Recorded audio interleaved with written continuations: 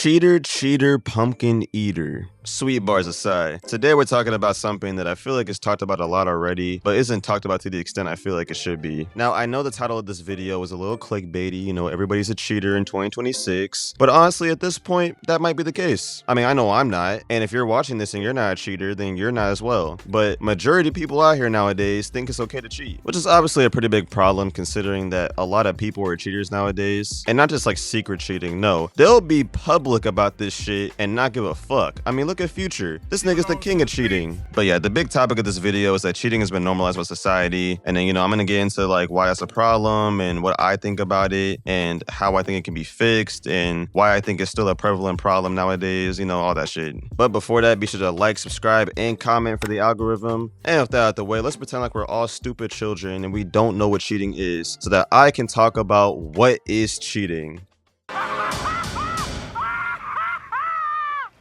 Cheating. If you're an OG fan of the channel, then you know I love Urban Dictionary and their definitions on stuff. I feel like Urban Dictionary is the modern place for scholars to come and just collaborate on definitions of words, you know? Imagine a modern day Athens, Greece, but on the internet. That is basically what Urban Dictionary is to me. Glaze aside, let's get to the definition of cheating, shall we? Cheating, also known as infidelity, is forgetting about your girlfriend to go mess around with other girls at homecoming when you were in a committed relationship, knowing quite well she trusts you and loves you with her whole heart, then taking that trust and love and take a piss on it. Cheating is anything you wouldn't want your significant other to see, watch, find out about, or do with someone else. Fuck all the cheaters who ever broke someone's heart. If you get cheated on, dump their sorry ass. There's no such thing as a moment of weakness. They don't give a shit about you or your relationship. Even if the girl came onto them, they should have said no. They don't love you. They are selfish bastards and they will do it again no matter what they say. It breaks your heart into a million pieces. You will never trust them or anyone else again and the pain never goes away. You'll always have moments where you think about it and just break down crying, and sometimes you cry yourself to sleep for a month. Oh my god. This was in 2010. Oh my god. Sheesh. I hope the person that wrote this is doing better now. Like, my goodness, that got a little dark. Urban Dictionary aside, imagine this, okay? Say you're in a relationship with this beautiful guy and or girl, right? And they love you very much, you know, they love being around you, they love being with you, all this shit. And imagine you go and sleep with another girl and or guy while you're with that person. That's basically what cheating is, you know? It's simply the act of doing romantic shit with somebody that isn't your partner. Now, you think of how fucked up cheating is and how it can affect somebody negatively. You would think people wouldn't do it, right? But that's the thing about life. People will do crazy ass shit for no fucking reason sometimes, just for the fucking hell of it. Cheating has been a prevalent thing in society for a long ass time now. I don't know when the fuck it started. I'm not gonna look it up because realistically, who the fuck keeps track of when cheating started, okay? This has been around since like the early ages of humanity. But that's what I was saying. I shouldn't have to explain why cheating is bad and why you shouldn't do it. But you know, dumbass niggas still end up doing this shit just because they don't want to be with somebody anymore, which I've never understood why. Literally, just break up with them. It's not that fucking hard. Like, I kid you not, I have no respect for anybody that cheats because literally you can just break up with them as simple as that. You know, it can be over the phone for fuck's sake. I wouldn't recommend doing it over the phone from personal experience, but yeah, you can literally just break up with someone over a phone call or a text message, which obviously is still gonna hurt for them, but at the same time, it would hurt way more for them if they just found out you were cheating on them with somebody they don't even fucking know. And while I'm here, I just want to say to any motherfucker that says all women cheat or that all men cheat, go fuck yourself. That is not true. It's never been true. I don't know what dumbass motherfucker made that shit up, but literally shut the fuck up, okay? It's 2026. Obviously, not everybody is a fucking cheater. So there you go. You got a 2-in-1 deal. You got the definition of cheating, and you also got what I think about cheating, which if you didn't get it from what I just said, cheating is stupid as fuck. So if everything we know about cheating and the negative consequences of cheating and why it shouldn't even be a fucking thing at this point, more or less practiced, the question is, why has society normalized cheating?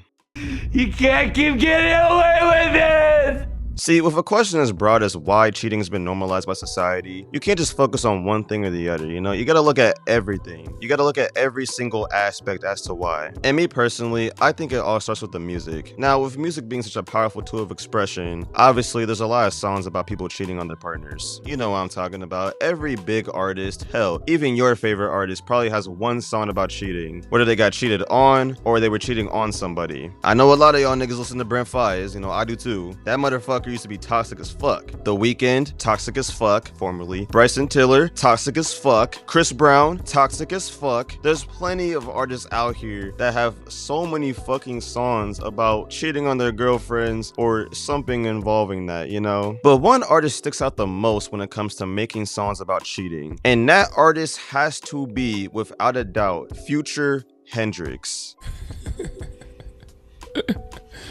Sensational. If there was a book on cheating, Future would be the inspiration for said book. And I'm not just saying it just to say it. This motherfucker cheated on Sierra of all people. Sierra. How the fuck do you cheat on Sierra? And even with her moving on to a new guy and getting married and having kids, he's still hung up about her. Like, nigga, you literally cheated on her. You didn't give her a fucking choice. Bottom line is, I think music is definitely a reason as to why cheating has been normalized. Because so many artists nowadays make music about cheating. Like, some artists legit, all their music is just about being a cheater, being toxic, being a fuckboy, the works. And what do you think happens to youth who listen to this music constantly, daily, like every hour of the fucking day? What do you think happens to these kids? They grow up thinking that, cheating is cool because Future did it. And then some of these niggas who listen to this music go on to make music of their own, talking about the same fucking shit. It's just an endless cycle of music about cheating at this point. Another big thing I think contributes to cheating is sports. Now hear me out for a second. How many times have you heard a story about an NFL player or an NBA player or an MLB player or an NHL player or a soccer player cheating on their girlfriend and then nothing happens to them? How many times have you heard a story like that and the only thing that happens to them is that they break up with that girl and then they just never get any punishment for it whatsoever?